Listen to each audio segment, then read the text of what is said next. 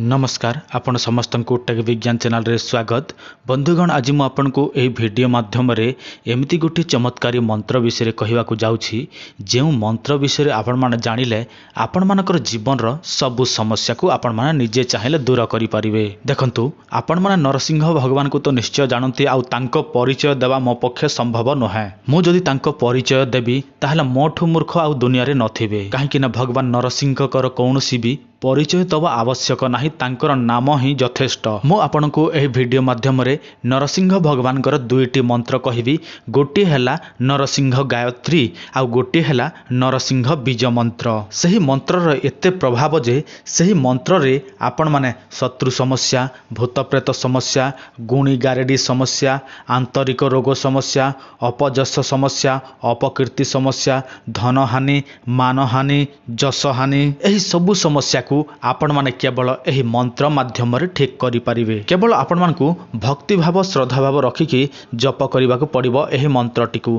किंतु एही मंत्र रो कोनोसी सिद्धि नाही, यह केवल गोटे जप मंत्र। आउ आपण मानकू जप मंत्र रो कोनोसी सिद्धि रो आवश्यक पड़ी न थाए, मो आपण मानकू कहि सारी छी। केवल आपण मानकू एही मंत्र रो जप द्वारा ही सब किछि सिद्धि प्राप्त होई जिवो, तेणु आपण मानकू आउ सिद्धि रो आवश्यक नाही। किंतु गोटे कथा ध्यान देबे, यह होछि भगवान विष्णुंकर गोटे उग्र रूप जोटा कि नरसिंह।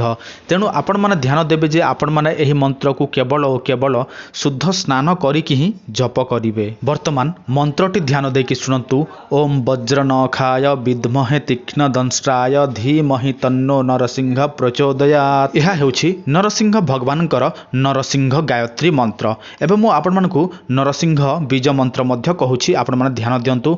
ओम नुरुंग नुरुंग नुरुंग नरसिंहाय नमः। यह हेउछि नरसिंहंकर बीज मंत्र। देखंतु एही दुईटी मंत्र भितरु आपण माने जे कोनोसी मंत्रटी को व्यवहार करि पारंती, किंतु चेष्टा करिवे जदि दुईटी मंत्र व्यवहार करंती ताहले अति उत्तम। आउ देखंतु एही मंत्रर एते प्रभाव जे जे जप करि थाए बा जे पाठ करे ताहाकु तो पुण्य मिले मिले, जे सुनी थाए ताकु मध्य पुण्य मिली थाए। आपण माने समस्त जानि छंती प्रहलादंकर अनेक गुड़िए समस्या थिला, किंतु भगवान नरसिंह एका से सब समस्या को दूर करथिले। सेमिति आपण मानक मध्य अनेक किछि समस्या अछि, ताहले निश्चित भाव में आपण माने नरसिंह गायत्री किंबा नरसिंह बीज मंत्र पाठ करंतु, देखिबे आपण मानकर लाइफ रो सब किछि समस्या भगवान नरसिंह एका ठीक करि देबे। एही मंत्र रो प्रभाव एमिति जे जे पाठ करे ताकु तो पुण्य मिले मिले, जे सुनी थाए ताकु मध्य पुण्य मिली थाए। आपण माने समस्त जानती भगवान विष्णुंकर रूप हेउछि एही नरसिंह रूप।